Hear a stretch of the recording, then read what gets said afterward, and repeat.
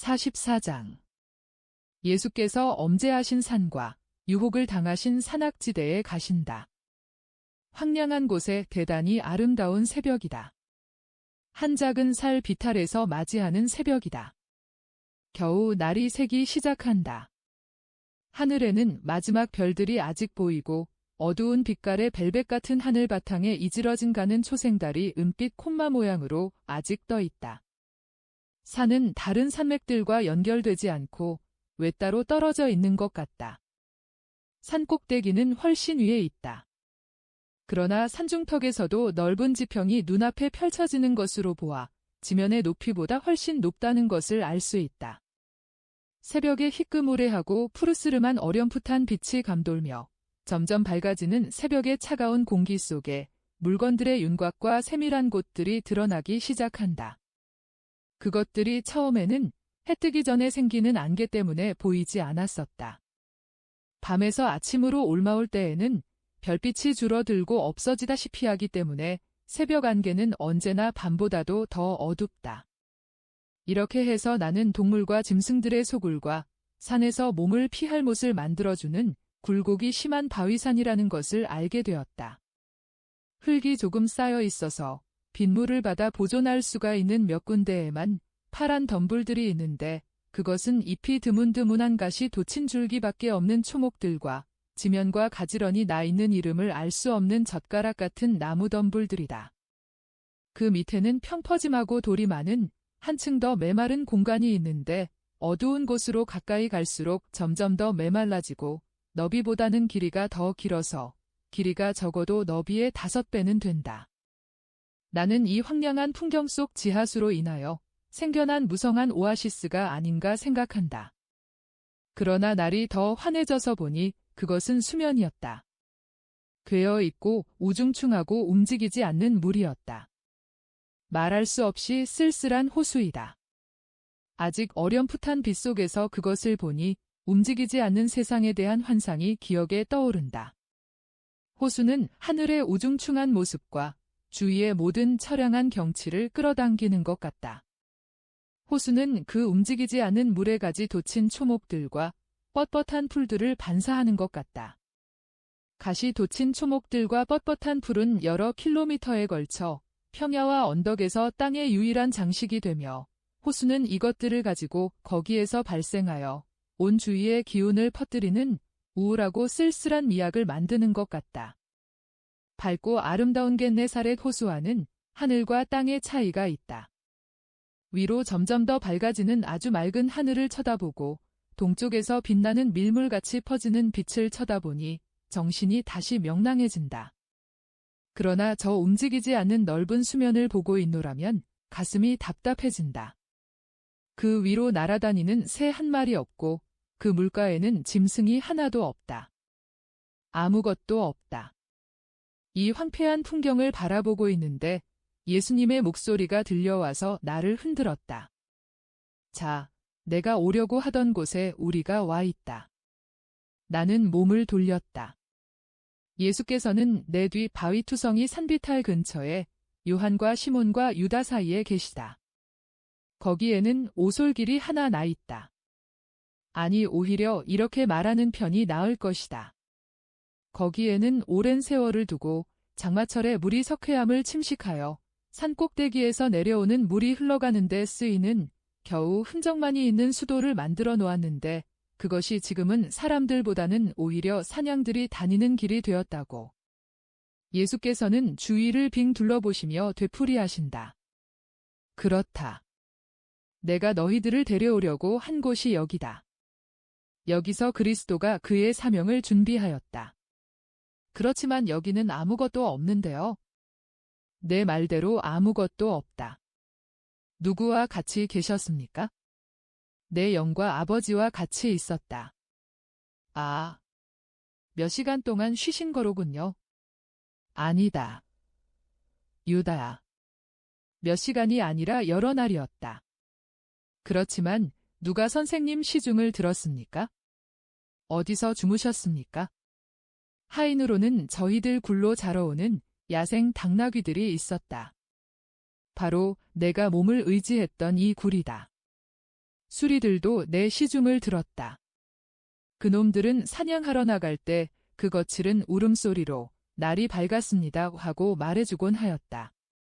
벗으로는 말하자면 내 발 앞에까지 풀을 뜯어먹으러 오는 작은 산토끼들이 있었고 내 음식은 야생꽃들이 먹고 마시는 것, 즉 밤이슬과 햇빛이었다. 그 외에는 아무것도 없었다. 그렇지만 왜 그렇게 하셨습니까? 내가 말하는 것과 같이 내 사명을 잘 준비하기 위해서였다. 잘 준비한 일이 성공한다.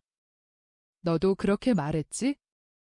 내 할 일은 주의 종인 나를 사람들 앞에 드러내는 작고 무익한 일이 아니다.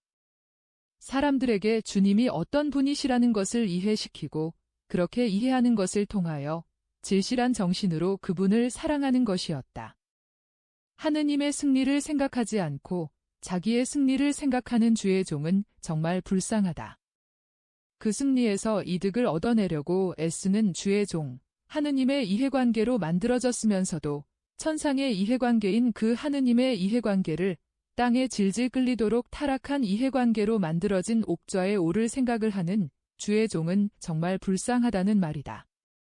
그 사람이 겉보기는 주의 종으로 보인다 해도 실제로는 이제 종이 아니다. 그는 자기 자신을 속이고 사람들을 속이며 하느님도 속이기를 원하는 장사꾼이요, 부정상이요. 속이는 사람이며 자기를 왕자로 생각하고 있지만 실제로는 노예인 불쌍한 사람이다. 그의 왕이요, 거짓말의 선생인 마귀의 노예인 것이다. 여기 이 굴 속에서 그리스도는 매우 많은 시일을 극기와 기도로 생활하면서 그의 사명을 준비하였다. 그런데 유다야, 내가 준비를 하기 위하여 어디로 갔어야 했다는 거냐? 유다는 난처한 입장에 빠져 어쩔 줄을 모른다. 그러다가 마침내 이렇게 대답한다. 그건 모르겠습니다. 저는 어떤 선생에게 에세네타 사람들에게 가셔야 되지 않았나 생각했습니다만 저는 모르겠습니다. 그러면 하느님의 능력과 지혜가 내게 말해주시는 것보다 더 많은 것을 말해줄 선생을 내가 찾아낼 수 있었다는 말이냐?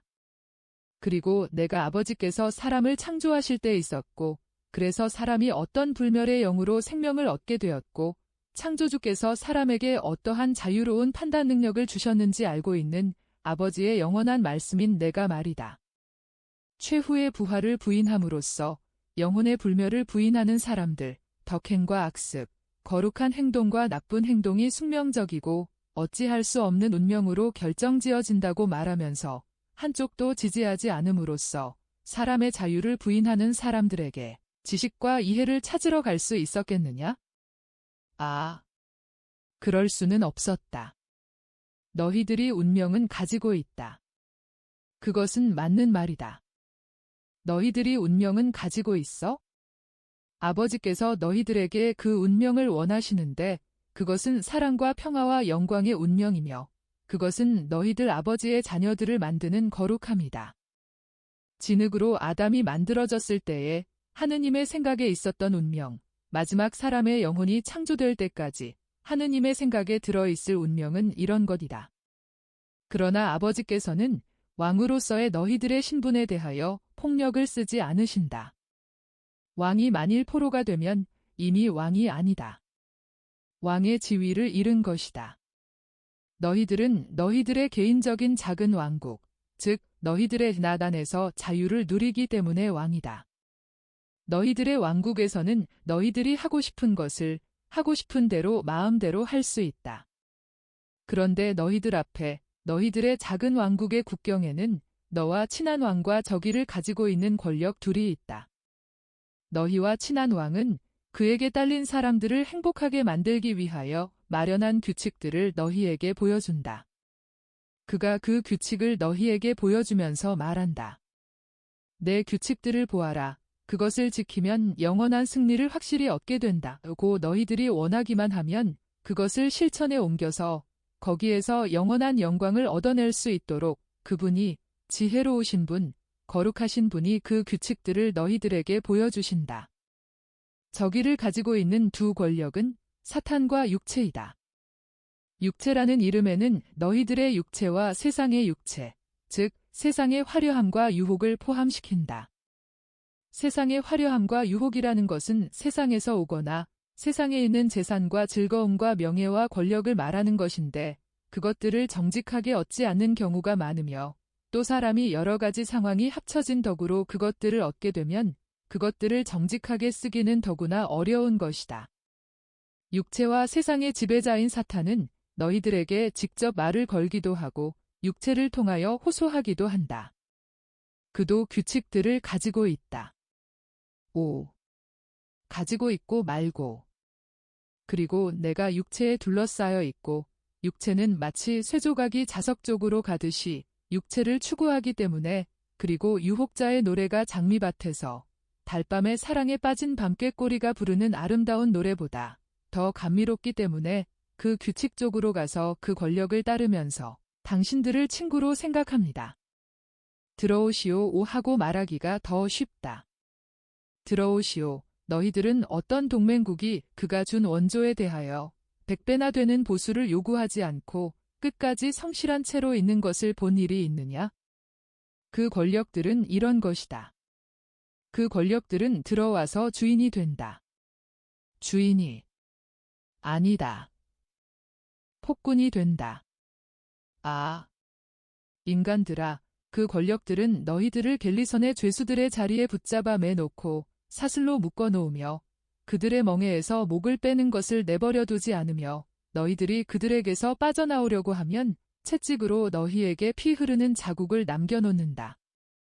아, 으깨진 살덩어리가 되도록 매를 맞아 그들의 잔인한 발로 밀려나게 될 정도로 못쓰게 되거나 매를 맞아 죽거나 한다.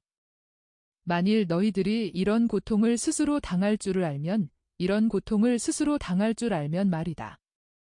그때에는 자비의 하느님, 그 혐오감을 일으키게 하는 비참한 인간들을 그래도 아직 불쌍히 여길 수 있는 유일한 자비의 하느님께서 지나가신다. 두 지배자 중에 하나인 세상이 혐오감을 느끼고 또 한 지배자인 사탄이 복수의 화살을 쏘아대는 그 혐오감을 주는 불쌍한 인간의 위로 말이다. 그리고 그 자비의 하느님께서는 그 곁으로 지나가시면서 몸을 굽혀 그 인간을 거두어서 치료하여 고쳐주시고 이렇게 말씀하신다. 두려워 말고 오너라. 너를 들여다보지 말아라. 내 상처는 이제 상처 자국에 지나지 않는다. 그렇기는 하지만 하도 많아서 소름이 끼칠 것이다. 그만큼 그 상처들로 인하여 내가 보기 흉하게 되었다. 그러나 나는 그 상처 자국을 내려다보지 않고 내 뜻을 내려다본다. 그 착한 뜻 때문에 내게는 표가 하나 새겨졌다. 그리고 그 표 때문에 나는 너를 사랑한다. 나하고 같이 가자고 내게 말하겠다. 그러시면서 그 사람을 당신 나라로 데려가신다. 그때에는 너희가 자비와 왕의 우정이 같은 분이라는 것을 깨닫게 된다. 너희들은 그분이 너희에게 보여주셨는데 너희가 따르기를 원치 않았던 규칙들을 다시 만나게 된다. 그리고 이제는 너희들이 그것들을 지킬 뜻을 가졌고 그래서 우선 양심의 평화, 그 다음에는 하느님의 평화에 이르게 되는 것이다. 그러니 말해보아라. 그 운명을 유일한 분이 모든 사람에게 강요하신 것이냐? 아니면 작가가 개인적으로 자기 자신의 운명을 스스로 취한 것이냐? 각자가 제 운명을 스스로 취한 것입니다. 시몬아, 잘 판단하였다. 복된 부활과 하느님의 선물을 부인하는 사람을 내가 찾아가서 나를 가르쳐 달라고 할 수가 있었겠느냐? 그래서 내가 온 것은 이곳이었다. 나는 사람의 아들의 마음을 들어 마지막 가공의 손질을 하여 내 임무를 완전하게 시작하기 위한 30년간 기진맥진하며 준비한 일을 마무리 지었다. 이제는 너희들에게 며칠 동안 나와 같이 이 굴 속에 있기를 부탁한다. 우리는 친한 사람 넷이니 우울과 무서움과 유혹과 육체의 욕구에 대하여 우리를 지킬 수 있을 터이니까. 기다림이 항상 덜 쓸쓸할 것이다. 나는 혼자였었다. 또 지금은 여름이고 이렇게 높은 곳에는 꼭대기에서 바람이 불어내려와 더위를 완화해주기 때문에 덜 고생스러운 것이다. 나는 데베딸에 왔었는데 산 꼭대기에 있는 눈에서 불어내려오는 바람이 몹시 찼었다. 이번에는 기다리는 기간이 더 짧을 것이고 또 우리의 시장길을 달랠 수 있을 최소한의 양식을 여기 가지고 있고 목자들에게서 받아오게 한 수통에는 이 짧은 체류에 쓸만한 물이 넉넉히 있으니까 기다림이 덜 괴로울 것이다. 나는 사탄에게서 두 영혼을 빼앗을 필요가 있다. 이 일을 끝까지 해치울 수 있는 것은 고행밖에 없다. 나는 너희들에게 도움을 부탁한다. 이것은 너희들의 교양 쌓는 데에도 도움이 될 것이다. 너희들은 만몬에게서 희생물을 어떻게 빼앗아 오는지를 배우게 될 것이다. 말보다는 오히려 희생으로 빼앗아 오게 된다. 말. 사탄이 소란을 피워서 말을 듣지 못하게 한다. 원수의 희생물이 되어 있는 영혼들은 요란스러운 목소리의 회오리 바람에 휩쓸려 간다. 나와 같이 있겠느냐? 그러나 같이 있고 싶지 않으면 너희들은 가거라. 나는 남아 있겠다. 대꾸와의 장터 근처에서 다시 만나기로 하자. 아닙니다. 선생님. 저는 선생님을 떠나지 않겠습니다. 하고 요한이 말하는데 시몬도 이렇게 외친다. 선생님은 저희들을 높이시기 위해서 이 구속의 일에 선생님과 같이 있으라고 하시는 겁니다. 유다는 마음이 썩 내키지 않는 것 같이 보인다. 그러나 운명에 대하여 만족스러운 표정을 하고 말한다. 저도 있겠습니다. 그러면 수통과 배낭들을 굴 속에 갖다 두어라. 그리고 해가 몹시 뜨거워지기 전에 나뭇가지들을 꺾어다 입구 근처에 쌓아 두어라. 여기서는 여름에도 밤에도 춥고 또 짐승들이 모두 순하지는 않다. 저기 저 고무 성질이 있는 아카시아 작은 나무에 불을 즉시 붙여라. 저 나무는 잘 탄다. 그 나뭇가지를 여기저기 틈이 있는 곳으로 가지고 다니면서 불로 독사나 전갈들을 쫓아내자. 자, 시작해라. 산의 똑같은 지점이다. 다만 지금은 밤이다. 벌써 열대지방에 가까운 이 지방에서 즐길 수 있는 것으로 생각되는 아름다운 밤하늘이다. 별들이 기막히게 크고 빛난다. 큰 별자리들은 보석 송이 같다. 엷은 황옥, 연한 사파이어, 부드러운 오팔, 연한 루비가 뭉친 송이 같다. 그 별들은 환해졌다가 마치 눈꺼풀이 잠깐 가릴 때에 보이지 않는 눈과 같이 꺼졌다가 더 굉장한 빛을 다시 내곤 한다. 가끔 별똥별이 하늘에 불빛 나는 줄을 긋고는 어느 지평선으론지 사라진다. 그것은 이 끝없는 목장 위를 그렇게 날아가는 것이 즐거워서 기쁨의 함성을 올리는 빛나는 화살과도 같다. 예수께서는 동굴 입구에 앉으셔서 당신을 포함하여 원형을 이루고 앉아있는 세 사람에게 말씀하신다. 네 사람이 둘러앉은 가운데에 깐부깁을 한 무더기가 아직 뜬 수처럼 빛을 내고 있어 그 반사광으로 네 사람의 얼굴을 벌겋게 물들이는 것을 보면 불을 피웠던 것이 틀림없다. 그렇다. 머무르는 일이 이제 끝났다. 이번에 머무르는 일이 끝났단 말이다. 지난번에는 40일 동안이 걸렸다. 그리고 다시 한번 말하지만 그때는 이 비탈에는 아직 겨울이었고 나는 음식이 없었다. 이번보다 좀 더 어려웠겠지? 이번에도 너희들이 고통을 당했다는 것을 나는 안다. 우리가 가지고 있는 것이 얼마 안 되어서 내가 너희에게 주는 것이 특히 젊은이들의 시장기에는 아무것도 아니었다. 그것은 너희들이 쇠약해져서 쓰러지는 것이나 겨우 막을 정도였다. 물은 낮에 찌는 듯한 더워 때문에 한층 더 부족하였다. 그러니까 너희들이 겨울에는 그런 것이 없었다고 말할지도 모르겠다. 그러나 그때에는 산꼭대기에서 불어내려와 허파를 밀려버리고 들판에서는 광야의 먼지를 잔뜩 품고 일어나 이 여름 더위보다도 더 말려 죽이는 건조한 바람이 있었다. 이 여름 더위는 거의 다 익어가는 저 새콤한 열매로 달랠 수가 있지 않느냐? 그때에는 산에 그저 바람과 앙상한 아카시아 나무 둘레에 얼어서 말라버린 풀들이 있을 뿐이었다. 나는 너희들에게 전부 다 주지는 않았다. 그것은 돌아갈 때에 대비하여 마지막 빵과 마지막 치즈와 마지막 수통을 남겨두었기 때문이다. 나는 아무도 없는 광야에서 몹시 지쳐 있었기 때문에 돌아가는 길이 어떻다는 것을 안다. 물건들을 챙겨가지고 떠나자. 오늘 밤은 우리가 여기 도착한 날 밤보다도 한층 더 밝다. 달은 없지만 하늘에서는 빛이 쏟아져 내린다.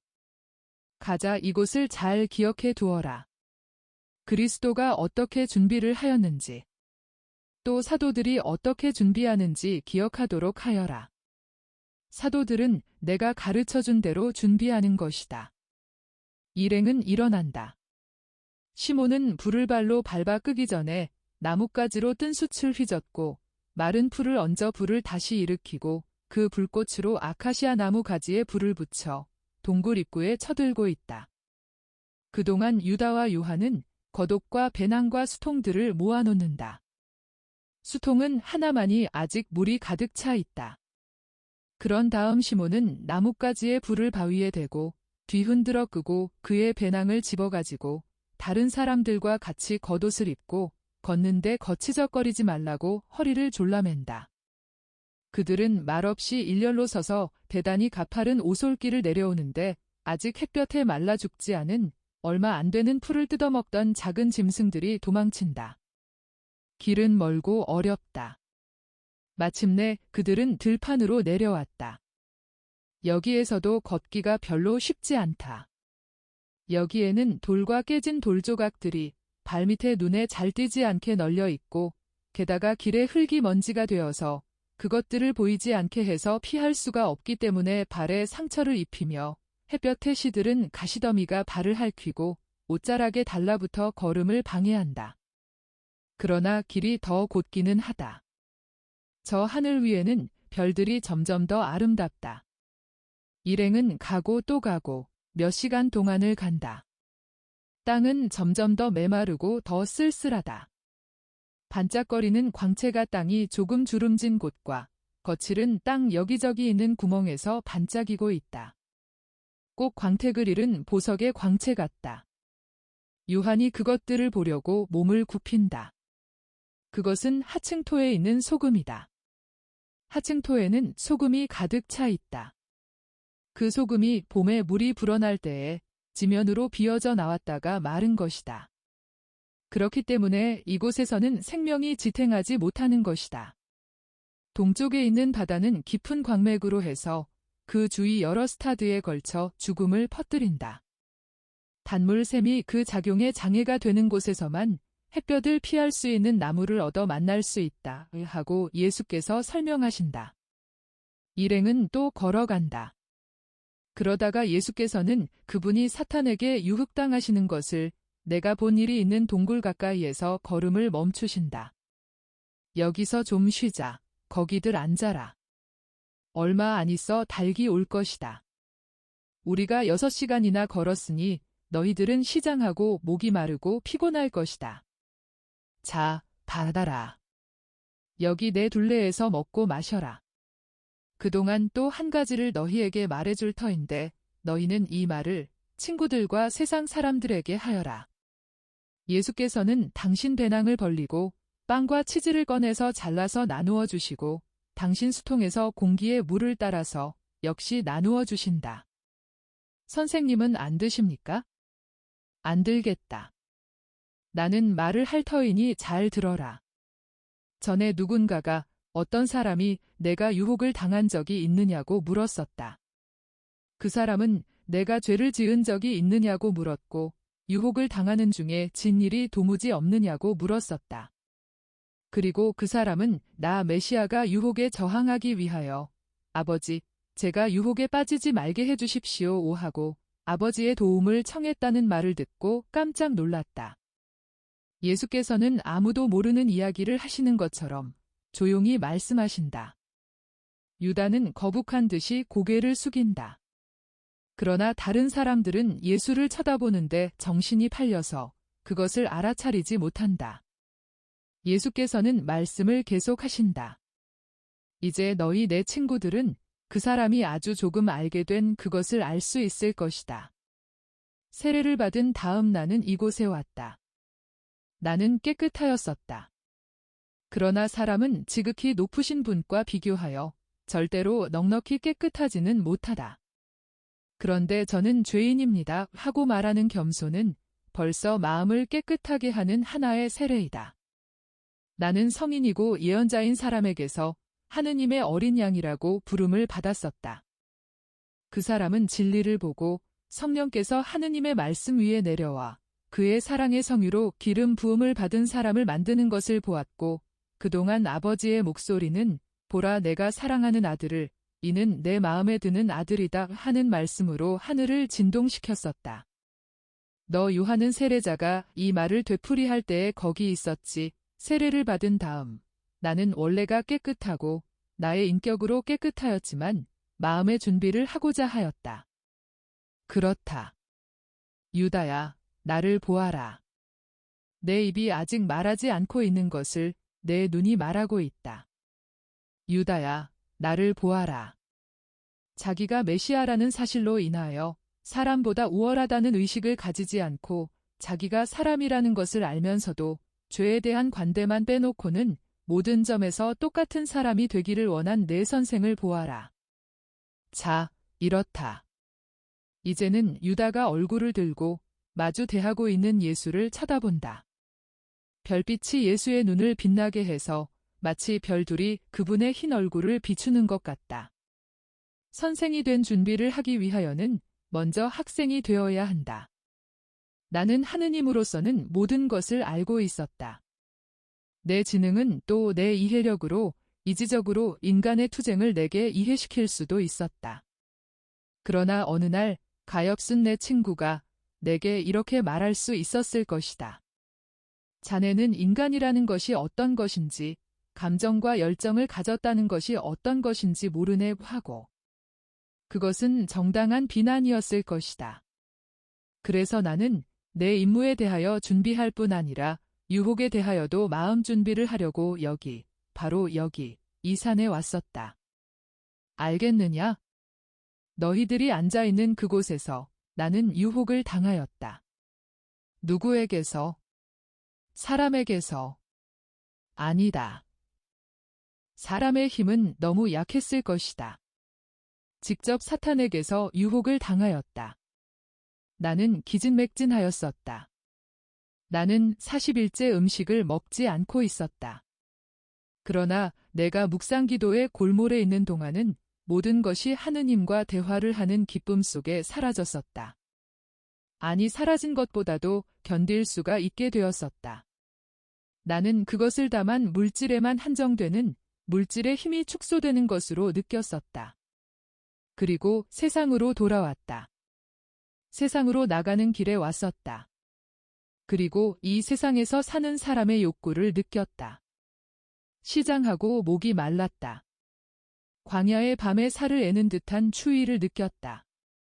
음식이 없고 잠자리가 없음으로 인하여 또 더 이상 갈 수가 없을 정도로 그렇게 기진맥진한 상황에서 먼 길을 걸어온 것으로 인하여 내 육체가 몹시 쇠약해진 것을 느꼈다. 그것은 나도 육체가 있기 때문이었다. 진짜 육체를 말이다. 그래서 내 육체도 다른 모든 육체가 가진 것과 같은 약함을 면하지 못한다. 그리고 육체와 더불어 마음도 가지고 있다. 그렇다. 나는 사람에게서 인간을 구성하는 세 부분 중에서 첫째와 둘째 부분을 취하였다.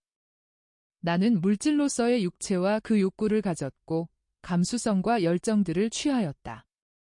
내가 의지의 힘으로 좋지 못한 모든 열정을 그것들이 생기기 전에 억압하였지만은 효도와 조국애와 우정과 일과 훌륭하고 거룩한 모든 것에 대한 사랑이라는 거룩한 열정은 100년 묵은 서양 삼나무처럼 힘있게 자라게 내버려 두었다.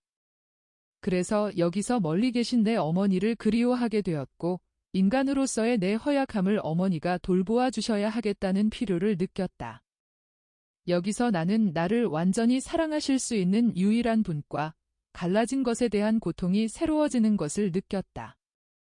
여기서 나는 내가 당하기로 된 고통과 당신 아들과 사람들 때문에 하도 눈물을 흘려야 하겠기 때문에 더 흘린 눈물도 없게 된 가엾은 어머니의 고통에 대한 고통을 느꼈다. 여기서 나는 어떤 예감의 시간에 자기의 노력이 무익하리라는 것을 깨닫는 영웅과 고행자가 느끼는 것과 같은 권태를 느꼈다.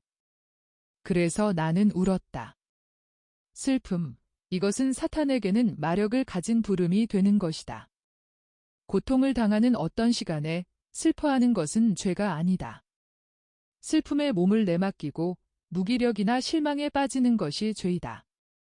그러나 사탄은 누가 정신적인 무기력에 빠져 있는 것을 보기만 하면 곧 오게 마련이다. 그는 남의 일복이 좋아하는 나그네의 모습을 하고 왔다. 사탄은 언제나 호감이 가는 모습을 한다. 나는 시장했었다. 내 피 안에는 30년이라는 나이가 들어 있었다. 그는 나를 도와주겠다고 제의하고 이런 말로 서두를 꺼냈다. 이 돌더러 빵이 되라고 하여 보시오 하고. 그러나 그보다도 먼저, 그렇다. 그보다도 먼저 여자 이야기를 하였었다. 5. 사탄은 여자에 대하여 말을 잘 할 줄 안다. 여자를 속속들이 알고 있는 것이다. 사탄은 그의 타락시키는 일에 동맹자를 만들려고 우선 여자를 타락시켰다. 나는 하느님의 아들만이 아니라 나자렛의 장인 예수이기도 하다. 내게 유혹을 당한 일이 있느냐고 물으면서 내가 죄를 짓지 않았다고 하니까 내가 불공평하게 행복하다고 거의 비난하다시피 하는 말을 하는 그 사람에게 나는 이렇게 말하였다. 행위는 만족감을 느껴야 멎는다. 유혹은 우리가 그것을 물리친다고 약해지지 않고 더 강해진다. 특히 사탄이 그것을 부추기기 때문에 더 그러하다고 나는 여자에 대한 욕구와 음식에 대한 갈망, 이 두 가지 유혹을 물리쳤다.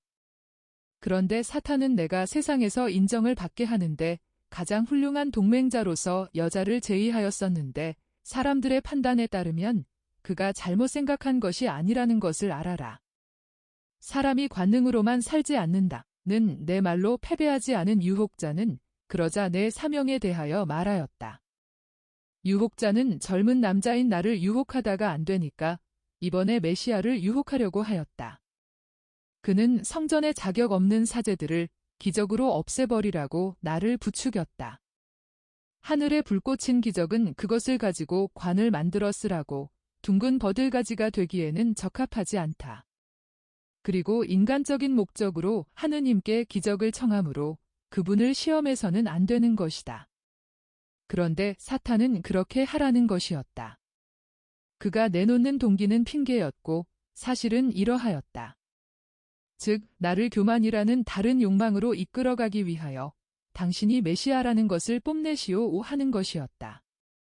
주님이신 너희 하느님을 떠보지 말라고 하였다는 내 말에도 지지 않고 사탄은 그의 본질의 셋째 힘인 황금으로 나를 꿰려고 하였다. 아, 황금. 음식이나 쾌락에 굶주린 사람에게는 빵이 중요한 것이고 여자는 더 중요한 것이다. 사람에게 있어서 군중들의 환호는 대단히 중요한 것이다. 이 세 가지 때문에 얼마나 많은 잘못이 저질러지는지 모른다. 그러나 황금은 타락시키는 길을 뚫어주는 관건이고 사람들의 행동 100분의 99의 처음과 끝이다. 빵과 여자 때문에 사람은 도둑이 된다. 권력을 위하여는 살인까지 한다. 그러나 황금을 위하여는 우상 숭배자가 된다. 황금의 왕인 사탄은 내게 그의 황금을 내보이면서 그것을 경배하라고 하였다. 나는 주님이신 너의 하느님만을 예배하라는 영원한 말씀으로 그를 꿰뚫었다. 그 일이 일어난 것이 바로 여기다. 예수께서는 일어나셨다. 그분을 둘러싸고 있는 들판에서 별들에서 쏟아져 내려오는 약간 인광을 바라는 빛을 받아 보통 때보다 더 커 보이신다. 제자들도 일어난다. 예수께서는 유다를 뚫어지게 들여다보시면서 말씀을 계속하신다. 그때에 주의 천사들이 왔다. 사람이 세 가지 승리를 거두었었다. 사람이 인간이란 무엇인가 하는 것을 알았고 승리를 거두었었다. 그는 기진맥진해 있었다. 그 싸움이 오래 계속된 단식보다도 더 지치게 하는 것이었다. 그러나 정신이 압도하였다. 이성을 지닌 인간으로서의 내 완전한 단언을 듣고 하늘이 감격으로 떨었으리라고 생각한다. 나는 그때부터 내게 기적을 행할 능력이 왔다고 생각한다. 나는 하느님이었는데 사람이 되었었다. 이제는 인간 본성에 딸린 동물적인 것을 이겨서 하느님인 사람이 되었다. 나는 하느님인 사람이다. 그리고 하느님으로서는 무엇이든지 할 수 있다. 또 사람으로서는 모든 것을 경험하였다. 만일 너희들이 내가 한 대로 하고자 하면 내가 한 것과 같이 행동하여라. 그리고 나를 기억해서 그렇게 하여라. 그 사람은 내가 아버지의 도움을 청하고 나를 유혹에 빠지지 말게 해주십사고 기도한 것에 대하여 놀랐다. 그러므로 내 힘의 겨울, 유혹의 위험에 빠져들지 않는 데 대하여 놀랐다. 그러나 그 사람이 지금은 아니까 더 이상 놀라지는 않으리라고 생각한다. 너희들도 나를 기억하여라. 그리고 나와 같이 이기기 위하여 그와 같이 하여라. 그리고 내가 인생의 모든 시련에 있어서 강하고 오관과 감성과 감정과의 싸움에서 승리하는 것을 보고 내가 하느님으로서의 존재 외에 참다운 인간성도 가지고 있다는 것을 절대로 의심하지 말아라.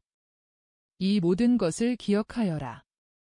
나는 너희들에게 너희 선생을 알 수 있을 곳으로 데려가겠다고 약속하였었다. 이제 막 밝아오려고 하는 깨끗한 새벽과 같은 그의 인생의 새벽부터 그의 인생의 장년기에 이르기까지, 즉 내 인생의 황혼을 맞이하려고 떠난 그 장년기에 이르기까지 말이다.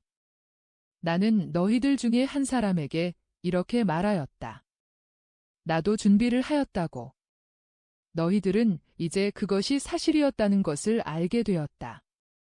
너희들이 내가 태어난 곳과 고행을 한 곳에 이렇게 돌아오는데 같이 와주어서 고맙다. 세상과의 첫 번째 접촉에서 나는 벌써 구역질과 낭망을 느꼈었다. 세상은 너무나 추했었다. 그러나 지금은 내 마음이 사자와 같은 힘으로 강화되었다.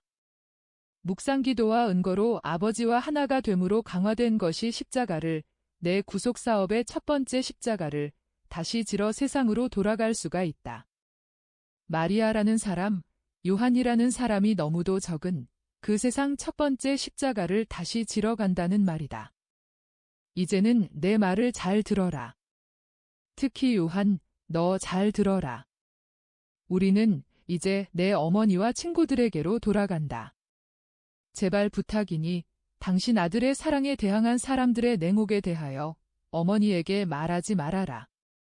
사람들의 이 비정 때문에 어머니는 너무나 정말 너무나 고통을 당하실 것이다. 그러나 고난의 쓴 잔을 지금부터 어머니께 드리지 말아라. 어머니께서 그 고난의 잔을 받으실 때 몹시 쓸 것이다. 독약과도 같이 몹시 쓰고 뱀처럼 그분의 거룩한 내장과 혈관으로 스며들어가 그것을 물고 심장을 얼게 할 것이다. 5. 베들레헴과 헤브론 사람들이 나를 개처럼 쫓아냈다는 말을 내 어머니께 하지 말아라. 내 어머니를 동정해 다오. 시몬, 너는 나이 들고 착하고 생각이 깊으니까 말을 하지 않으리라는 것을 안다. 그리고 유다. 너는 유다인이니 고향을 사랑하는 자존심으로 말을 안 할 것이다. 그러나 젊은 갈릴레아 사람인 너 요한은 교만과 비난과 잔인의 죄에 떨어지지 말아라. 입을 다물어라. 이 다음에 나중에는 내가 지금 말하지 말라고 부탁하는 것을 다른 사람들에게 말하여라. 다른 사람들에게도 그리스도에 대하여 말할 것이 벌써 이렇게 많은데 뭐 때문에 사탄에게서 그리스도에 반대하여 오는 것을 거기에 섞겠느냐? 너희들은 이 모든 것을 내게 약속하겠느냐? 아이고. 선생님, 약속하고 말고요. 걱정 마세요. 고맙다. 저 작은 오아시스에까지 가자. 거기에는 샘이 있고 시원한 물이 가득 찬 빗물바지 웅덩이가 있고 그늘과 푸른 초목이 있다. 강으로 가는 길은 숲을 끼고 나 있다. 우리는 거기서 저녁 때까지 먹을 것과 쉴 곳을 얻을 수 있을 것이다. 별빛으로 길을 찾아 강에 걸어서 건너는 곳으로 가서 요셉을 기다리기로 하자. 그렇지 않고 요셉이 벌써 돌아와 있으면 그가 있는 곳으로 가서 합류하자. 가자. 그러면서 일행은 길을 떠난다. 그동안 동쪽에서는 첫 번째 불그레한 빛이 새날이 밝아온다는 것을 알린다. 45장. 예수께서 요르단강에 걸어서 건너는 곳에서 목자 요한, 마티아와 시몬과 만나시다. 다시 요르단강에 걸어 건너는 곳이 보인다. 그늘 때문에 행인이 아주 많이 다니는 강 양쪽 언덕을 끼고 가는 녹음 우거진 길도 보인다. 사람들이 물고 가는 나귀 새끼들이 줄을 지어 오간다. 강가에서 세 사람이 몇 마리 양의 풀을 뜯어 먹이고 있다. 행길에서는 요셉이 위쪽 아래쪽을 두루 살핀다. 멀리 그 장을 끼고 가는 길에서 길이 시작되는 곳에서 예수께서 세 제자와 같이 나타나진다. 요셉이 목자들을 부르니 이들은 풀이 우거진 강둑으로 해서 양들을 한 길 쪽으로 물고 온다. 그들은 예수를 맞이하러 급히 간다. 나는 어떻게 할지 모르겠다. 뭐라고 인사를 드려야 하니? 아이고. 선생님은 아주 착하셔요. 평화가 선생님과 함께 있기를 바랍니다. 하고 말하세요. 선생님도 늘 그렇게 인사하시는걸요. 선생님이야 그러시겠지만 우리야. 그럼 저는 뭐야요? 저는 선생님을 처음 경배한 사람 중에 하나도 아닌데. 저를 얼마나 사랑하신다고요? 아이고. 얼마나 사랑하신다고요? 어떤 분이냐? 제일 키가 크고 금발인 분이에요. 마티아, 우리 저분께 세례자 이야기를 할까? 오. 그래. 우리가 저분보다 세례자를 더 좋아한다고 생각하지 않으실까? 그럴 리 없어. 시메온. 저분이 메시아이시면 사람들의 마음을 환히 들여다 보실 거고, 그래서 우리 마음을 보시고, 우리가 세례자를 통해서 저분만을 찾았다는 걸 아실 거야. 자네 말이 옳아? 이제는 양쪽이 몇 미터 거리까지 가까워졌다. 예수께서 벌써 그 형용할 수 없는 미소를 지으신다. 요셉은 걸음을 빨리 한다. 양들도 목자들에게 몰려 종종 걸음을 치기 시작한다. 평화가 당신들과 함께 있기를 바랍니다. 의하고 예수께서는 그들을 안으시는 것 같이 팔을 올리시며 말씀하신다. 내게 충실하고 세례자 요한에게 충실한 시메온과 요한과 마티아에게 평화가 있기를 바랍니다. 그리고 너 요셉에게도 평화가 있기를 하고 분명히 밝혀 말씀하시며 요셉의 뺨에 입맞춤하신다. 다른 세 사람은 이제는 무릎을 꿇고 있다. 자, 저 나무 밑 강가 모래사장으로 가서 이야기합시다. 일행은 내려가서 예수께서는 비중 나와 있는 나무 그루터기에 앉으시고 다른 사람들은 땅바닥에 앉는다. 예수께서는 빙그레 웃으시며 한 사람 한 사람 아주 자세히 들여다보신다. 당신들의 얼굴을 익히게 해주시오. 영혼은 벌써 알고 있어요. 즉, 세상의 모든 이해관계와 맞서서 그들이 사랑하는 진리에 집착하는 의인들의 영혼으로 알고 있는 것입니다. 이사학과 엘리야와 레위가 안부를 전합니다. 또 다른 안부도 하나 있어요. 내 어머니의 안부입니다. 그래, 세례자의 소식을 알고 있습니까? 그때까지는 수줍어서 말을 못하던 그 사람들이 안심하고 말문을 연다. 아직 옥에 갇혀 있습니다. 그리고 악마 같은 여자의 지배를 받고 타락한 조신들에 둘러싸여 있는 잔인한 사람의 손안에 들어있기 때문에 저희들 마음이 떨립니다. 저희는 세례자를 사랑합니다. 저희가 세례자를 사랑한다는 것과 그분이 저희들의 사랑을 받을 자격이 있다는 것을 선생님도 아시지요. 선생님이 베들레헴을 떠나신 뒤로 저희들은 사람들에게서 공격을 당했습니다. 그렇지만 사람들의 미움보다는 선생님을 잃은 것을 더 슬퍼했고 바람에 부러진 나무들과 같이 기가 죽었었습니다. 그러다가 눈꺼풀을 마주 꿰맨 사람같이 그 자신도 옥에 갇혀 있다시피 하기 때문에 태양을 찾으면서도 그의 피부에 느끼는 따뜻한 기운으로 그 태양을 발견하지 못하는 것 같은 고생스러운 오랜 세월을 지낸 다음 저희들은 세례자가 그리스도의 길을 준비하리라고 예언자들이 미리 말한 하느님의 사람이라는 것을 깨달았습니다. 그래서 세례자에게로 갔습니다. 저희들은 이렇게 생각했었습니다. 세례자가 그리스도를 앞서간다면 그에게로 가면 그리스도를 만날 수 있을 것이다 하고 말입니다. 그것은 저희가 찾는 분은 주님이었기 때문입니다. 나도 그것을 압니다. 그리고 당신들은 나를 찾아냈고 내가 당신들과 같이 있는 것입니다. 선생님이 세례자의 집에 가셨더라는 말을 요셉에게서 들었습니다. 저희들은 그날 거기에 없었습니다. 아마 세례자를 위해서 어디엔가 갔던 것 같습니다. 저희들은 그분이 저희들에게 많은 사랑을 가지고 부탁하던 정신적인 봉사로 그분에게 봉사한 것입니다. 그것은 그분이 엄하기는 해도 저희들도 사랑을 가지고 그분의 말을 들었었기 때문이지요. 그분은 말씀이신 주님이 아니었지만 그래도 그분 역시 하느님의 말씀을 했으니까요. 압니다. 그런데 이 사람을 모르겠습니까? 하고 요한을 가리키신다. 세례자에게 가장 충실한 많은 사람들 가운데에 다른 갈릴레아 사람들과 같이 있는 것을 보았습니다. 그리고 우리 생각이 틀리지 않는다면 당신은 요한이라는 사람이지요. 그분은 친구들인 우리에게 당신에 대해서 이런 말을 했어요. 봐라, 내가 첫째고 저 사람은 꼴찌다. 그러다가 저 사람이 첫째가 되고 내가 꼴찌가 될 것이다 하고. 그 말이 무슨 뜻인지 영 알지 못했습니다. 예수께서는 요한이 있는 왼쪽으로 몸을 돌리시고 한층 더 환한 미소를 지으시며 그를 당신 가슴으로 끌어당기신다. 그러면서 이렇게 설명하신다. 그가 말하고자 한 것은 자기가 제일 먼저 어린 양이 저기 있다 하는 말을 하고 이 사람은 군중들에게 어린 양에 대하여 말할 사람의 아들의 친구들 중에 마지막 사람이겠지만 어린 양에게는 다른 어떤 사람보다도 이 사람이 더 소중하기 때문에 어린 양의 마음에는 이 사람이 첫째라는 말입니다. 세례자의 말은 이런 뜻이었어요. 그러나 당신들이 그를 보게 될 때에 그리스도의 마음에는 그가 꼴찌가 아니라고 말하시오. 당신들은 그를 또 보고 정해진 시간이 된 때까지 그에게 봉사를 할 것이니까요. 그리고 이것을 잘 기억해 두시오. 성인의 겸손으로 인하여 그가 꼴찌라고 공언하게 되었지만 하느님의 말씀은 그를 내가 사랑하는 제자와 같다고 선언합니다.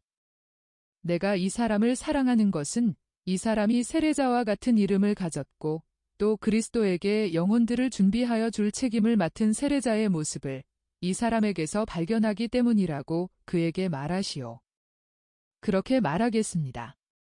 그렇지만 저희가 그분을 다시 보게 될까요? 다시 볼 것입니다. 그렇습니다. 헤로데는 백성이 무서워서 그분을 감히 죽이지 못합니다. 그리고 탐욕 많고 부패한 저 조정에서 저희들이 돈만 많으면 그분을 구해내는 것은 쉬운 일일 것입니다. 그렇지만 친구들이 돈을 많이 냈는데도 돈이 아직 많이 모자랍니다. 그래서 때를 맞추지 못할까봐 몹시 걱정이 됩니다. 그러면 그분은 아무래도 죽을 것입니다. 그를 몸값을 치르고 석방시키는데 얼마나 부족하다고 생각합니까? 주님, 몸값을 치르고 석방시키는 것이 아닙니다. 헤로디아가 세례자를 너무나 미워하고 또 헤로데를 너무나 위압하기 때문에 세례자를 석방시킬 수 있으리라고는 생각하지 못합니다. 그렇지만 마케론테에는 왕권을 탐내는 사람들이 전부 모여있는 줄로 생각합니다. 모두가 즐기기를 원하고 대신해서 하인에게 이르기까지 모두가 지배하기를 원합니다. 그러나 일을 하는 데는 돈을 요구합니다. 저희들은 돈을 듬뿍 주면 세례자를 나오게 내버려둘 사람을 발견할 수도 있을 것입니다. 헤로데까지도 겁이 나기 때문에 아마 그렇게 되기를 바랄 것입니다. 순전히 이 때문입니다. 백성이 무섭고 아내가 무서워서 말입니다. 그런데 이렇게 하면 백성도 만족시키고 그의 아내도 불만족스럽게 했다고 비난을 하지 않을 것입니다. 그런데 그 사람이 얼마를 요구합니까? 은화 20달란트를 요구합니다. 그런데 저희들은 12.5달란트밖에 없습니다. 유다야, 그 보석들이 매우 아름답다고 말하였지. 아름답고 값이 많이 나가는 것입니다. 값이 얼마나 나가겠느냐? 너는 그런 것에 정통한 것 같은데? 예, 잘입니다. 선생님, 그런데 왜 값을 알려고 하십니까? 파시려고 그러십니까? 왜요? 그럴지도 모른다. 값어치가 얼마나 나가겠는지 말해보아라. 좋은 조건으로 팔면 적어도 6달란트는 될 것입니다. 자신이 있느냐? 그렇습니다. 크고 무거운 목걸이 하나만 해도 최소한 3달란트는 될 것입니다. 그것을 저는 잘 살펴보았습니다. 그리고 팔찌도요. 아글라의 가느다란 손목이 어떻게 그 무게를 감당할 수 있었는지 모르겠습니다. 유다야, 아글라에게 그것이 수감이었다. 맞습니다. 그러나 그런 수갑을 차고 싶어하는 사람이 많습니다. 그렇게 생각하느냐?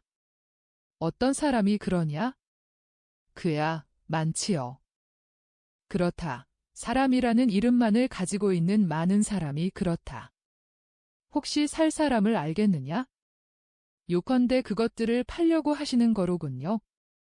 그리고 세례자를 위해서요. 그렇지만 생각해 보십시오. 그것은 저주받은 황금입니다. 오, 앞뒤가 맞지 않는 인간이로구나. 너는 방금 분명히 욕망을 가지고 이 황금을 원할 사람이 많을 것이라고 말하고서는 저주받은 황금이라고 부르니 말이다. 유다야, 유다야. 이것은 저주받은 황금이다. 그래, 저주받은 것이야. 하지만 그 여자는 이렇게 말하였다. 이것이 가난하고 거룩한 사람에게 쓰이면 거룩하게 될 것입니다 하고. 그 때문에 그 여자가 이것을 준 것이다. 즉, 이 황금의 혜택을 받는 사람이 그 여자의 마음속에 있는 씨앗에서 번데기처럼 싹이 트고 있는 그의 가엾은 영혼을 위하여 기도해 달라고 말이다. 그런데 세례자보다 더 거룩하고 더 가난한 사람이 누구이냐? 세례자는 그의 임무로는 엘리야와 같고 성덕으로는 엘리야보다 더 위대하다. 세례자는 나보다 더 가난하다. 내게는 어머니가 계시고 집이 있다. 내가 가진 것과 같이 깨끗하고 거룩한 어머니와 집을 가진 사람은 결코 버림받은 사람이 아니다. 그러나 세례자는 이제 집도 없어졌고 어머니의 무덤조차도 없어졌다. 모든 것이 부패한 인간에 의하여 모독되었다. 그런데 살 사람은 어떤 사람이냐? 예리고에 한 사람 있고 예루살렘에 많이 있습니다. 그렇지만 예리고에 있는 사람은? 그 사람은 교활한 근동 사람인데 황금 몰리를 하는 사람이고 고리대금을 하고 골동품 상인이고 투장이이며 틀림없이 도둑이고 어쩌면 살인을 했는지도 모르고 틀림없이 로마 당국에 쫓기는 사람일 것입니다. 히브리인으로 보이려고 이사학이라는 이름을 쓰고 있지만 진짜 이름은 디오메데스입니다. 저는 그 사람을 잘 알고 있습니다. 알겠어 하고 말을 별로 하지 않지만 모든 것을 관찰하는 열성당원 시몬이 말을 가로막는다. 그리고 이렇게 묻는다. 자넨 어떻게 해서 그 사람을 그렇게 잘 아나? 아니, 이거 봐, 유력한 친구들을 기쁘게 하려고. 그 사람을 보러 가서 거래를 했었지? 우리 성전 사람들은 말이야. 그래. 자네들은 못하는 일이 없지 하고 시몬이 쌀쌀하게 비꼬는 어조로 결론을 내린다. 유다는 얼굴을 붉히지만 말을 안 한다. 그 사람이 살 수 있겠느냐 하고 예수께서 물으신다. 그럴 것으로 생각합니다. 그 사람은 돈이 떨어지는 일이 절대로 없습니다. 물론 팔 줄을 알아야 합니다. 그 사람은 협작꾼이고 잔꾀가 많아서 상대가 정직한 사람이고 둥지에서 갓 나온 비둘기같이 순진하다는 것을 알게 되면 소원대로 등쳐먹으니까요. 그렇지만 자기와 같은 독수리를 만나면 유다, 자네가 가게, 자네가 꼭 알맞는 유형이야. 자네는 여우처럼 얕고 독수리처럼 욕심이 많으니까 말이야. 아이고. 선생님, 용서하십시오. 제가 선생님을 앞질러 말했군요. 나도 너와 같은 의견이다. 그래서 유다더러 가라고 하겠다. 요한도 유다와 같이 가거라. 우리는 해질 무렵에 다시 만나기로 하자. 만날 장소는 장마당 옆이다. 가라. 그리고 최선을 다해라. 유다는 곧 일어난다. 요한은 사람에게 내쫓기는 강아지 같이 애원하는 눈을 한다. 그러나 예수께서는 목자들과 이야기를 다시 시작하셔서 이 애원하는 눈을 보지 못하신다. 그래서 요한은 유다를 따라 길을 떠난다. 나는 당신들을 만족스럽게 해주고 싶어요. 하고 예수께서 말씀하신다. 선생님은 저희들에게 항상 기분 좋은 분이실 겁니다. 지극히 높으신 분께서 저희를 위해 선생님께 축복해 주시기를 바랍니다. 저 사람은 선생님의 친구입니까? 친구요. 친구일 수 있을 것 같이 안 보입니까? 목자 요한은 고개를 숙이고 입을 다문다. 제자 시몬이 말을 한다. 착한 사람만이 볼 줄을 압니다. 나는 착하지 못해서 착하신 분이 보시는 것을 보지 못합니다. 나는 외모를 봅니다. 그러나 착하신 분은 마음속까지 꿰뚫어 보십니다. 요한 당신도 나처럼 봅니다. 그러나 선생님은 착하셔서 보십니다. 너는 유다에게서 무엇을 보느냐? 명령이다. 말하여라. 이렇습니다. 저는 그 사람을 보면 야수의 소굴과 열병을 일으키는 습지 같은 수수께끼 같은 곳을 생각하게 됩니다.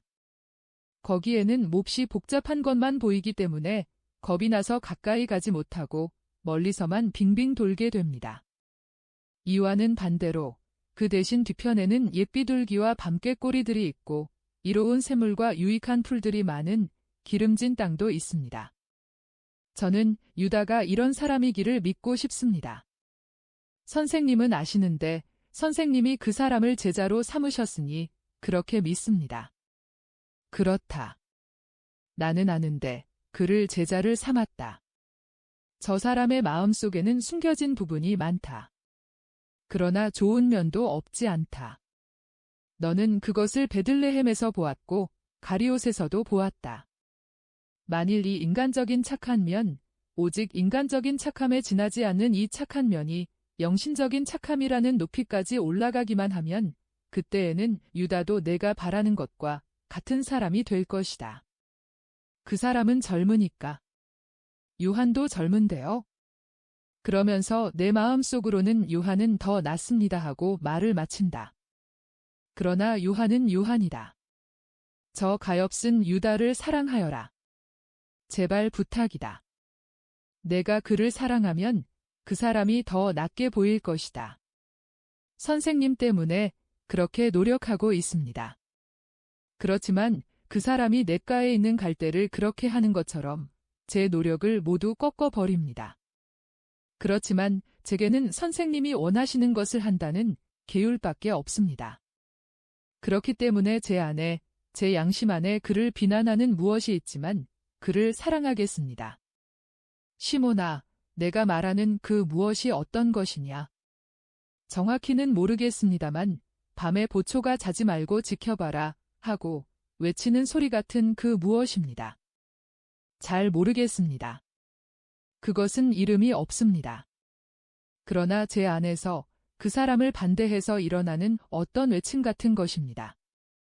시몬아, 그 생각은 이제 하지 말고 그 생각을 분명하게 만들려고도 하지 말아라. 어떤 진실들을 알면 괴로운 법이다. 그리고 그것들을 아는 것이 내게는 오해의 원인이 될 수도 있을 것이다. 내 선생이 하는 대로 내버려두고 너는 내 사랑이나 내게 주고 내 사랑이 나를 기쁘게 한다는 것이나 생각하여라. 이것으로 모든 것이 끝난다. 46장 가리옷 사람이 디오메데스에게 아글라의 보석을 판다. 여기는 예리고의 장마당이다. 그러나 아침이 아니고 한여름에 대단히 덥고 긴 저녁의 황혼 시간이 흘러가는 중이다. 아침에 섰던 장에서 남은 것이라고는 폐물들밖에 없다. 야채 부스러기, 가축들의 오물 무더기, 바구니나 나귀들의 길마에서 떨어진 지푸라기, 걸레 조각 따위. 그 모든 것 위에서는 파리떼가 기승을 부리고 여름 해가 발효시키는 바람에 말할 수 없이 역하고 고약한 냄새가 풍겨나온다. 넓은 장터에는 사람이 없다. 어쩌다 지나가는 사람이나 싸움을 좋아하는 장난꾸러기 녀석이 장터 나무에 앉아있는 새들에게 돌을 던지고 어떤 여자가 샘으로 간다. 이것이 전부이다. 예수께서 어떤 거리로 해서 오셔서 주위를 휘 둘러보신다. 그러나 아직 아무도 보이지 않는다. 예수께서는 참을성 있게 어떤 나무줄기에 기대셔서 기다리신다. 예수께서는 하느님께 근거를 두고 조물주에게서 모든 피조물에게 내려오는 사랑에 대하여 꼬마들에게 말씀하시게 되었다. 잔인하게 굴지를 말아라. 왜 새들을 불안하게 하려고 하니? 새들은 저 위에 집이 있고 새끼들이 있단다. 새들은 아무에게도 해를 끼치지 않는다. 새들은 우리에게 노래를 들려주고 사람의 시체와 곡식과 실과를 해치는 곤충들을 먹어서 깨끗하게 해준다. 뭐 때문에 새들에게 상처를 입히고 죽이고 해서 새끼들이 아빠 엄마를 잃게 하거나 아빠 엄마가 새끼들을 잃게 하느냐? 어떤 나쁜 사람이 너희 집에 들어와서 집을 부수거나 너희 아빠 엄마를 죽이거나 너희들을 아빠 엄마에게서 멀리 데리고 가면 좋겠니? 좋지 않을 테지. 그러면 사람들이 너희들에게서 그렇게 하는 것은 싫어하면서 왜 저 죄 없는 새들에게는 그렇게 하니? 만일 너희들이 아직 어린아이 적에 새들처럼 해를 끼치지 않고 예쁜 작은 피조물들에 대해서 그렇게 무정한 마음을 가지게 되면 다음에 어떻게 사람에게 해를 끼치지 않을 수 있겠니? 율법의 이웃을 내 몸같이 사랑하라는 말이 있는 것을 모르니? 제 이웃을 사랑하지 않는 사람은 하느님도 사랑할 수 없다. 그런데 하느님을 사랑하지 않는 사람이 어떻게 하느님의 집에 가서 그분께 기도를 드릴 수 있겠니? 하느님께서는 저 높은 하늘에서 그들에게 이렇게 말씀하실 수 있을 것이고 또 사실 이렇게 말씀하신다. 가라.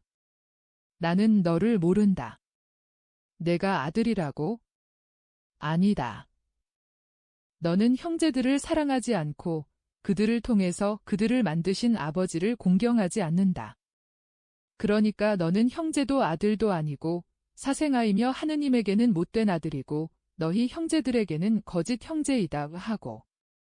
영원하신 주님이 얼마나 사랑하시는지 보아라.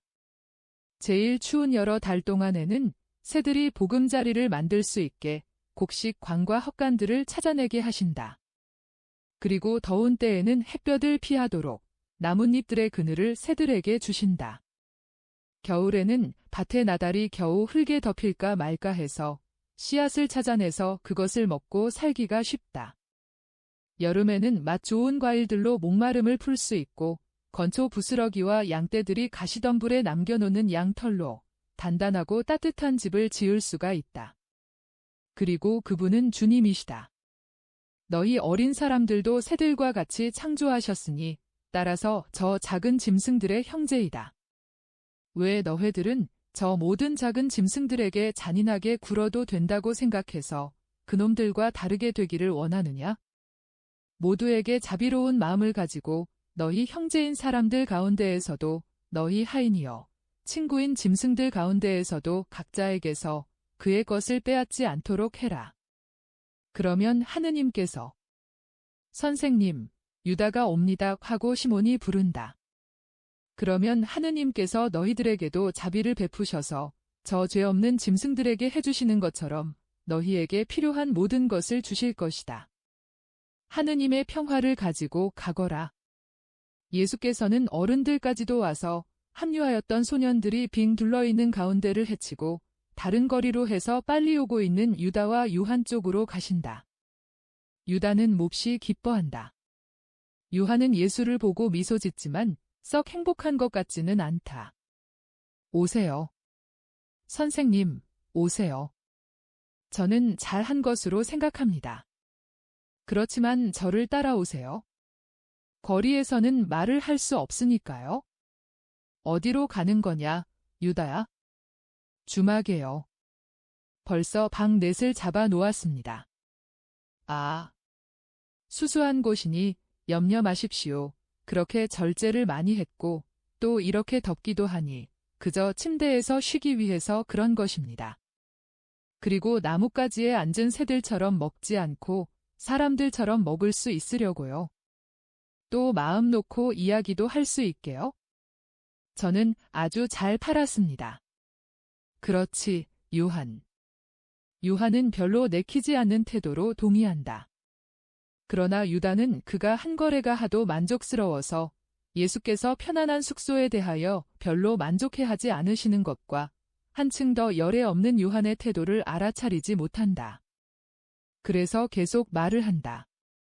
제가 어림잡아 셈했던 것보다 더 받고 팔았기 때문에 저는 이렇게 생각했습니다. 우리 침대와 식사값으로 여기서 조그만 액수백 데나리온쯤 잡아 쓰는 건 정당한 거다. 늘 음식을 먹은 우리가 기진맥진할 적에야 예수님은 더 이상 견디실 수 없게 되셨을 거야 하고.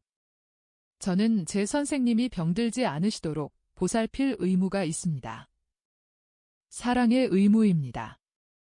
선생님이 저를 사랑하시고 저도 선생님을 사랑하니까요. 당신들과 당신들의 양떼를 위해서도 마련을 했어요 하고 목자들에게 말한다. 저는 모든 것을 생각했습니다. 예수께서는 아무 말씀도 없이 다른 사람들과 같이 유다를 따라가신다. 일행은 중요하지 않은 작은 광장에 도착한다. 유다가 말한다. 거리로 면한 창문이 없고 하도 작아서 무슨 갈라진 틈 같아 보이는 저 문이 달린 집이 보이지요? 저것이 금박공 디오메데스의 집입니다. 보잘것없는 집 같아 보이시오.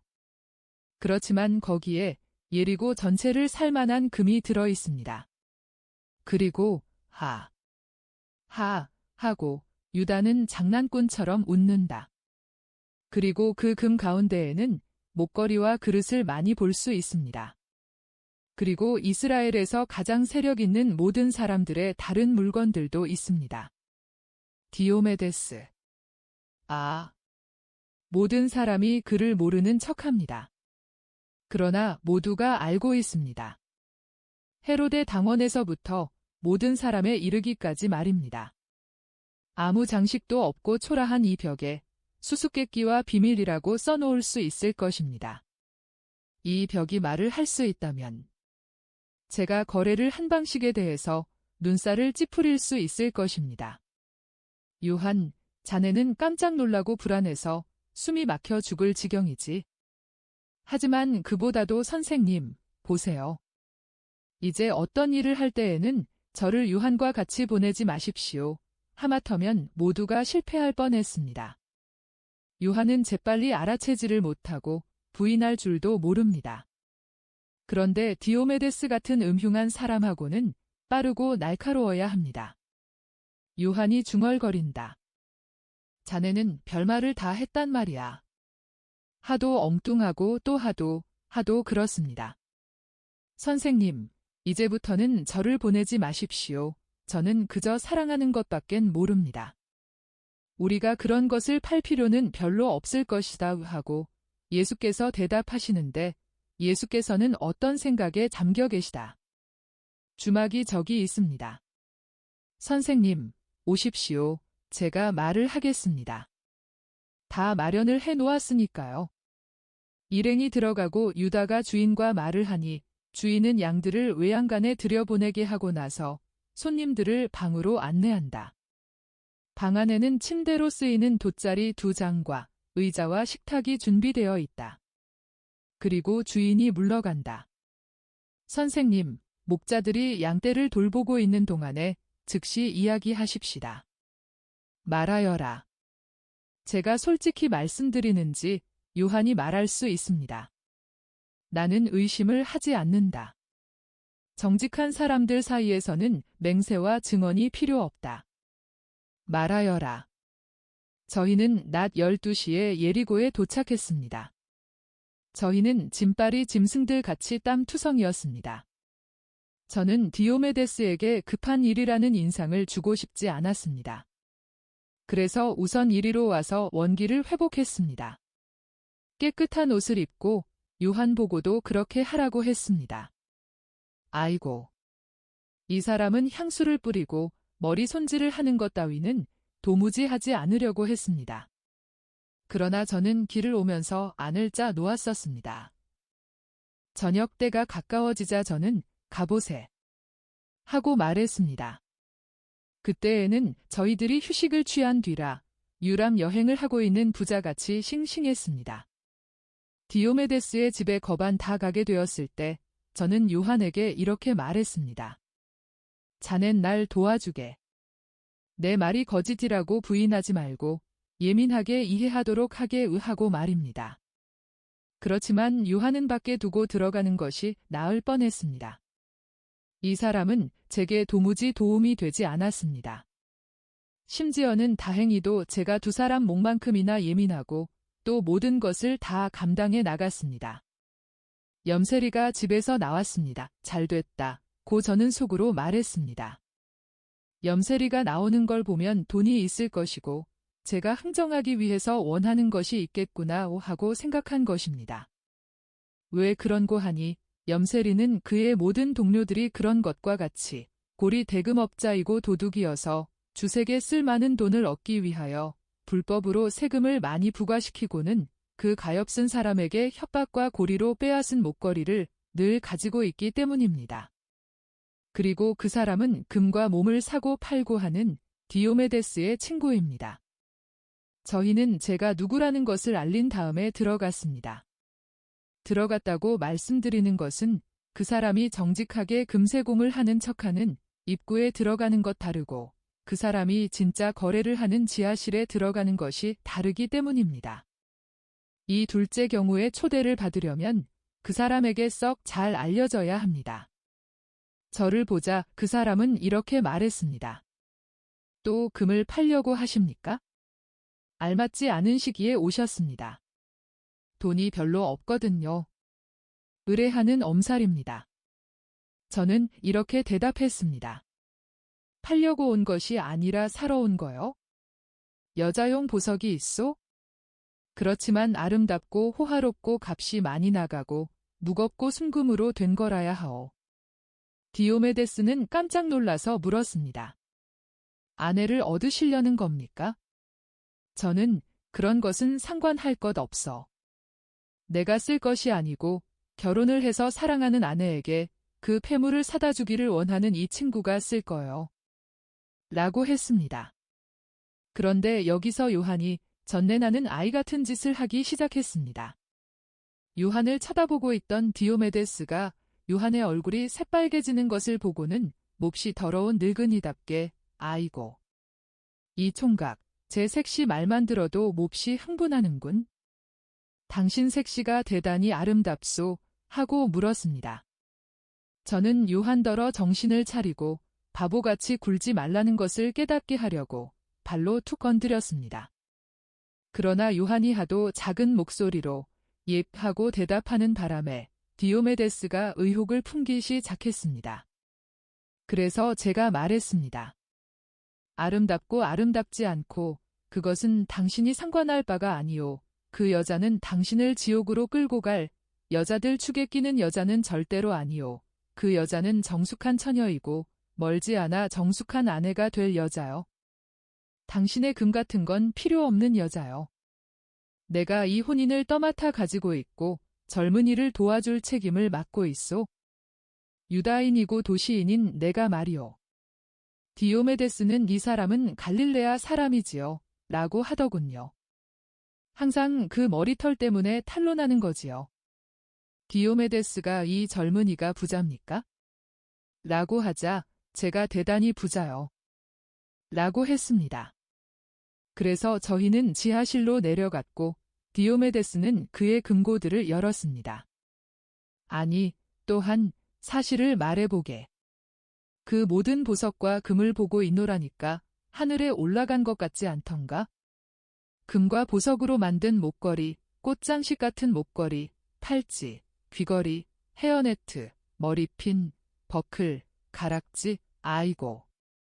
얼마나 찬란한지. 대단히 거만한 태도로 아글라의 목걸이와 거의 비슷한 목걸이를 골랐습니다. 그리고는 머리핀, 가락지, 팔찌 따위 제가 주머니에 가지고 있던 것과 모두 비슷한 것을 같은 수량만큼 골랐습니다.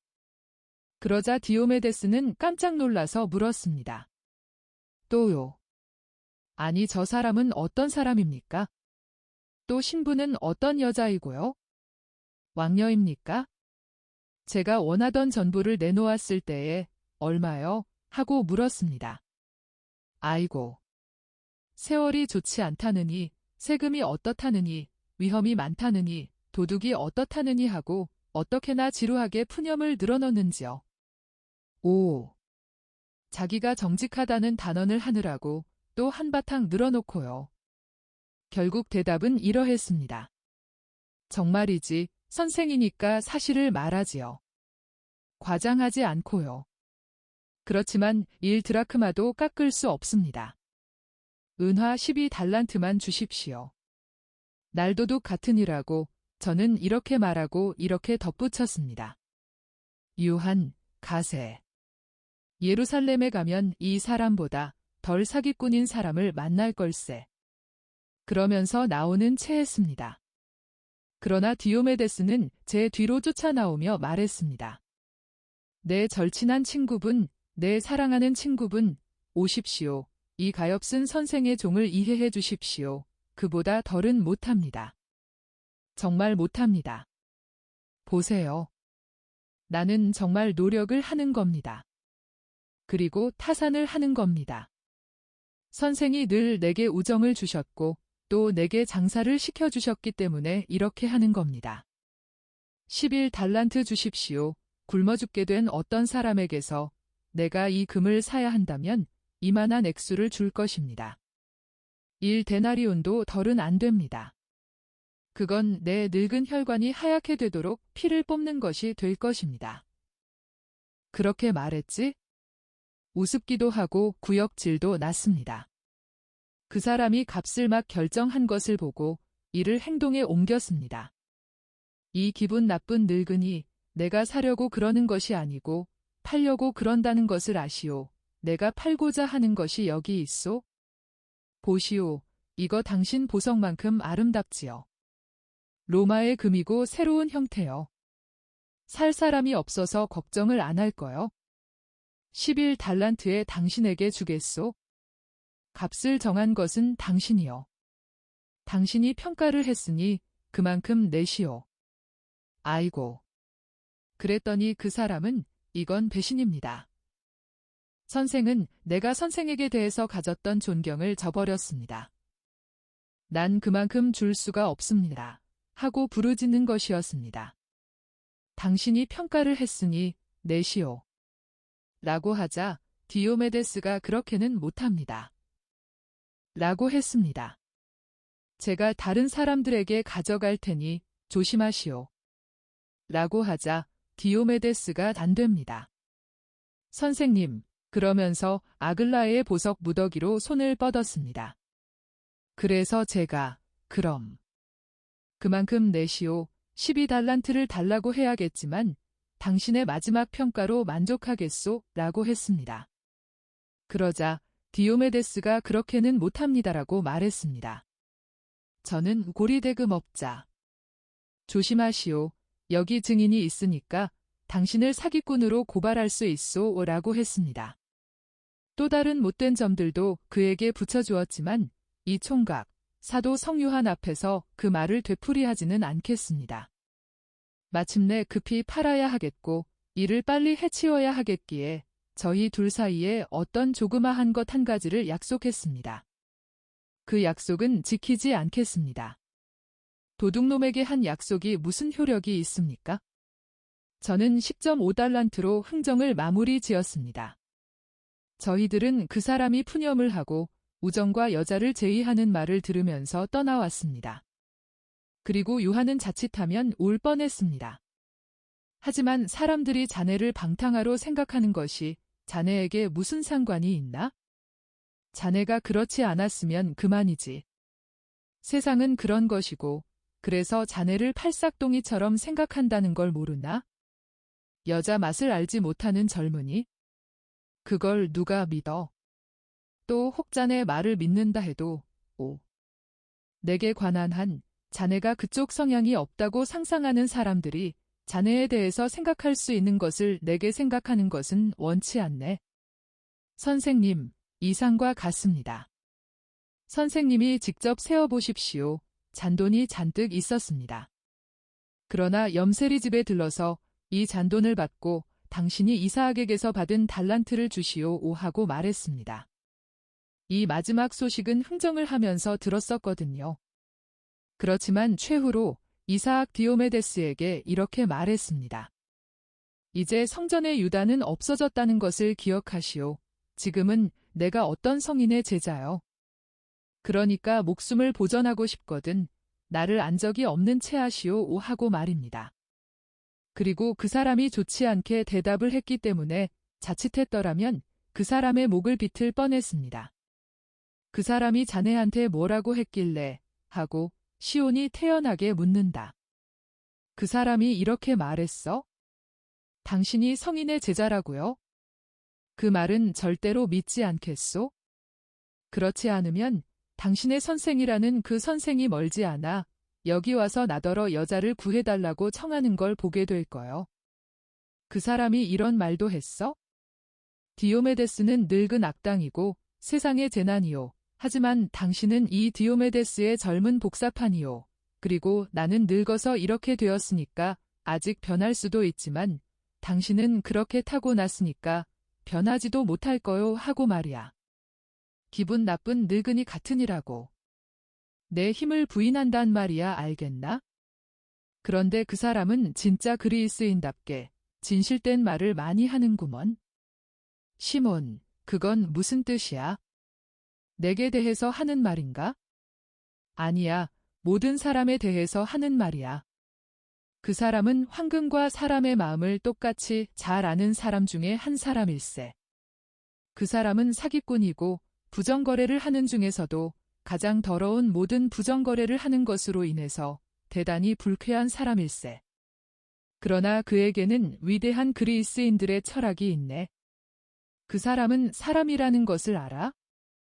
칠죄종을 가진 동물이고 일체의 선, 일체의 성실, 일체의 사랑, 그 밖에 여러 가지를 자기 안에서와 다른 것들 안에서 파괴하는 폴립과 같은 사람을 말일세. 하지만 그 사람은 하느님을 몰라. 그래서 자네가 그 사람에게 하느님을 가르쳐 주겠다는 건가? 내가. 그렇지. 왜? 죄인들이야말로 하느님을 알 필요가 있는 거니까? 맞아. 그렇지만 하느님을 가르치려면 선생이 하느님을 알아야 해. 그럼 나는 하느님을 알지 못한단 말인가? 그만들 두어라. 목자들이 온다. 우리들 사이의 다툼으로 그들의 마음을 어지럽게 하지 말자. 내가 돈을 세어보았느냐? 그랬으면 됐다. 내가 계획한 대로 이 일을 모두 마무리 지어라. 그리고 되풀이해 말한다마는 이후에는 착한 행동을 쉽게 하기 위해서라도 거짓말을 하지 말아라. 우목자들이 들어온다. 친구분들, 여기 10.5달란트가 있습니다. 다만 유다가 주막 비용으로 쓴 100데나리온이 모자랍니다. 받으시오. 다 주십니까? 하고 유다가 묻는다. 모두 준다. 나는 이 돈에서 동전 한 푼도 가지기를 원치 않는다. 우리는 하느님이 주시는 돈과 하느님을 성실하게 찾는 사람들이 주는 기부금이 있다. 그래서 우리가 필요불가결한 것이 부족한 일은 결코 없을 것이다. 내 말을 믿어라. 받으시오. 그리고 내가 세례자를 위하여 기쁜 것과 같이 기뻐하시오. 내일 옥으로 가시오. 당신들 중에 두 사람, 요한과 마티아가 가고 시메온은 요셉과 같이 엘리야를 찾아가서 모든 것을 알리고 장차 어떻게 해야 할지를 물어보도록 하시오. 엘리야는 알고 있어요. 그리고 요셉은 레위와 같이 다시 오너라. 약속 시간과 장소는 열흘 후 예루살렘의 물고기 성문 근처에서 이른 아침에 만나는 것이다. 자, 이제는 음식을 들고 쉽시다. 나는 내일 일찍 제자들과 같이 떠나겠소? 지금으로서는 당신들에게 다른 말을 할 것이 아무것도 없어요. 나중에 내 소식을 듣게 될 것입니다. 예수께서 빵을 자르시는 순간 모든 광경이 사라진다.